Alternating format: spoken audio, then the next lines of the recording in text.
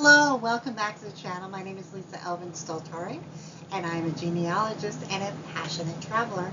Hence the title of my YouTube channel, Have Roots, Will Travel. It's also it also is my website and my business, because I really believe that when you're traveling, genealogically speaking, you're traveling through time, and you're getting to know the location. So all of that is very, very important.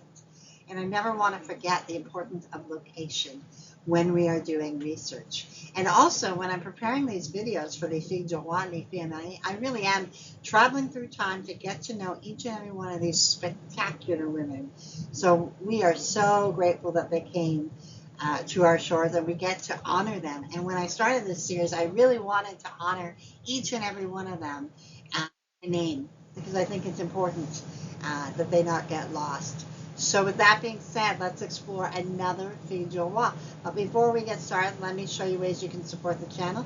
The first three keep you in the know. Subscribe, which is really, really, really important. Like, each video is the algorithms, I guess, when you like something, gets it spread out, so that helps us along. And notifies just for you so you don't miss an episode and get a little notification. The next couple of ways are ways to help the channel grow. And one of the ways is through a membership through YouTube, and you go for this channel. And there are different levels that I created. So from 99 cents all the way up to $24.99, depending on your level of support. Every level gets free access to all the videos once they are uploaded. So that's a really neat kind of perk. You don't have to wait. And then we have the PayPal button that has been around forever. And that is just something that people use as a one-time or a recurring basis if they want to do that. And then we also have now the super thanks, like a super tip for an episode that you particularly like. That's what they do. I really, every time I get a notification, I go, oh, I got a tip. So thank you so much for all of you who have participated thus far. I really, really, really appreciate your support. So let's get to know our Fille du Roi of this episode. Today we're going to be looking at episode 324, Marguerite Hedouin. She was requested by a viewer. I'm so happy to get to know Marguerite a little bit better. Let's get to know her story. Marguerite was born in 1655 in a town called Soissons in France. Her parents were François Hedouin and Catherine Leroy. Now, Soissons dates back over 2,000 years. It started as the capital of Soissons, a Gallic tribe, before being captured by Clovis, the first king of the Franks, in 486 AD. This event marks Soissons as a birthplace of early France and a place brimming with royal and religious history, including important battles and the famous story of the Vase of Soissons. When you visit Soissons today, you can explore some remarkable landmarks. These include the impressive cathedral and also the twin towers of the medieval Saint-Jean-des-Vignes Abbey and the remnants of the once powerful Abbey of Saint-Médard. There's also a museum in a former abbey that traces the city's Roman past. Despite being damaged during the war, Soissons has retained much of its historic charm, and it blends old architecture with really vibrant life. It's just a really nice it takes you back to a really, really early part of French history. And it is located so you can kind of situate yourself in the region of France known as Hauts-de-France. And inside of that, the département or county is Aisne. And so we know that this particular place where Marguerite comes from really, truly was a historic place. So here she is, born in a place that is centuries old, and now she's coming to a brand new land. I think the juxtaposition of that is just amazing. After losing both parents, she would come to Canada aboard Le Prince Maurice, and she would arrive here in Quebec on the 30th of July, 1671. She would actually bring with her goods worth 300 pounds, which is no small amount for that time period.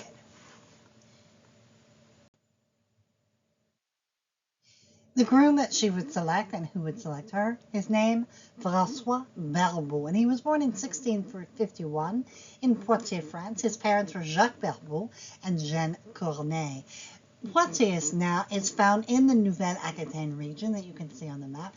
And inside of that region, the département or county is Vienne. So it's right at the top of the Nouvelle-Aquitaine. Now, one of the things about Poitiers is it's very, very important in terms of French history. It's really located at the meeting point of two rivers, the Clain and the Boivre rivers. So that made it one of those cities where people would travel, and there was a lot of commerce and that sort of thing. And it's a city that is so rich in history and culture and dates all the way back to Roman times. In fact, there was a famous battle here in 700 and I think it was 32, where a man named Charles Martel stopped the advance of Islamic forces into Western Europe. And we think we've got a market on, fighting and that sort of thing. They were fighting way back when, and kind of the same things that we're fighting today. So, and one of the city's most beloved figures is Saint Radegonde, who was a 6th century queen who renounced royal life to become a nun. While her story is closely tied to the city, it's the church of Saint Radegonde, which was built over her burial site, that continues to draw pilgrims and visitors alike. And it is this church that Francois would have been baptized. So really, really at a historic place. So they both really come from these and different regions, of course, but absolutely historic places. And here they're coming to the new lands. Let's have a look at their story. So they were married August 24th, 1671 at Quebec City, and Marguerite was given the king's gift of £50. Charlesbourg is where they would settle. It's a historic neighborhood, and it was founded in 1659 as one of the oldest colonial settlements in all of Canada. And what really makes Charlesbourg stand out is its unique design, the layout of the land. And if you look at your left-hand screen, you'll see Charlesbourg is laid out. There's a square in the middle, and then there's kind of like spoke-like wheels or a star-shaped pattern. And that little square, le trait carré they would call it, that would represent the church. And so all the houses would be pointing to the church. Very unusual. Normally, it was laid out linear and usually facing a river or some kind of it was not like this. In fact, I think there's only one other place, I think it's in Manitoba, that actually had this same pattern. So it's a very unusual pattern. And look, in the 1960s, they did an aerial picture of Charlesbourg, and it really has retained that spoke-like, star-like quality. And it was really a very, very unique thing. And Jean Talon really kind of got involved in it because he really wanted the settlers to have that, not only have the church control, but I think on some level to have that connection of community. And that was one of the thinkings behind having the layout of the land that way. And in the 17th century, most people in Charlesbourg were farmers, and they lived on those long, narrow plots of land and supported the growing settlement of Quebec. Now, eventually, Charlesbourg would become part of Quebec City. And during I think it was 2004, Charlesbourg was amalgamated and is part of that's like a suburb. And the church that you see here, Saint Charles de Borromée, is a beautiful church, but it was at one time a simple chapel. And we know that when you go to Charlesbourg, you're really walking in the very beginning steps. It's kind of like Quebec City. Obviously, Quebec City is very old, but Charlesbourg has really got that very, very classic Quebec or New France feel to it.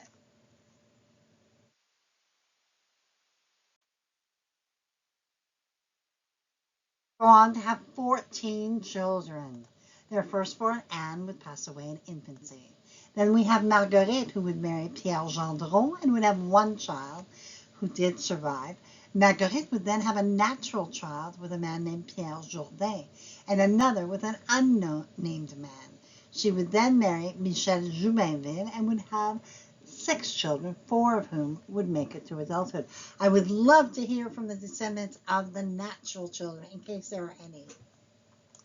Jacques would marry Marie-Anne Bisson and have 11 children, 8 of whom would make it to adulthood. Marie-Anne's mother was Anne Lemay, a fille du roi who we have not yet profiled. Jean-François would marry Marie-Catherine Vivier and would have 2 children, both of whom would survive. François would marry Louise Dumont and would have 3 children. All 3 would survive. He would then marry Marie-Madeleine Vanier, and they would have 1 child who did survive. Marie-Madeleine's mother was Madeleine Veilly, a fille du roi who we profiled in episode 210, and I provided the link for you as well.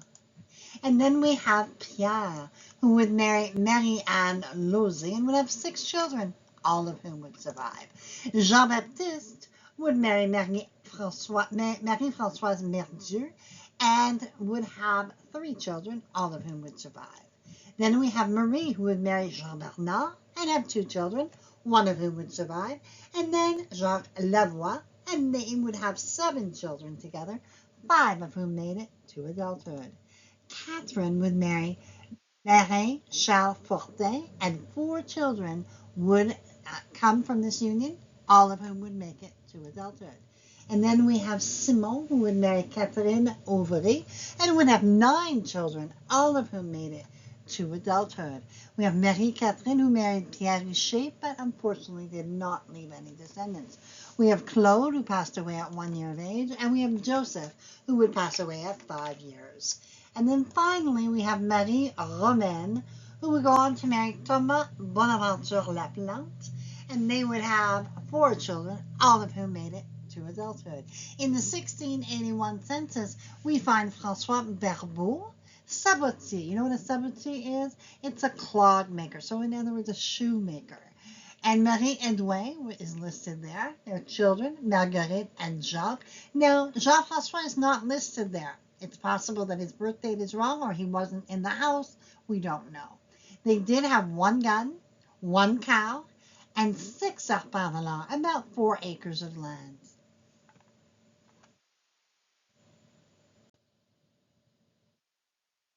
François and Marguerite would go on to live a very, very solid marriage.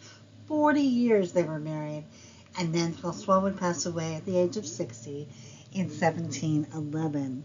And Marguerite herself would pass away 7 years later at the age of 53. But what a lot of life they packed into their lives. And she would leave us with 83 descendants as of 1729. Sometimes when I'm doing these episodes, I am so grateful for a lovely love story where it is they met, they got married, they had, well, in this case, 14 children, and they kind of passed away at the same time within a few years of each other.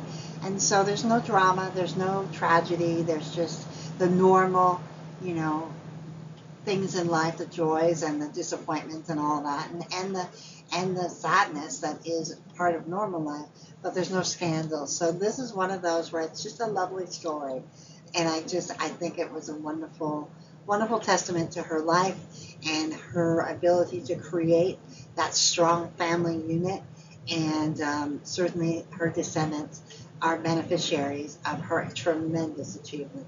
So thank you very, very much, Marguerite. And we honor your memory, and we are grateful that you came to our shores. Thank you, Marguerite.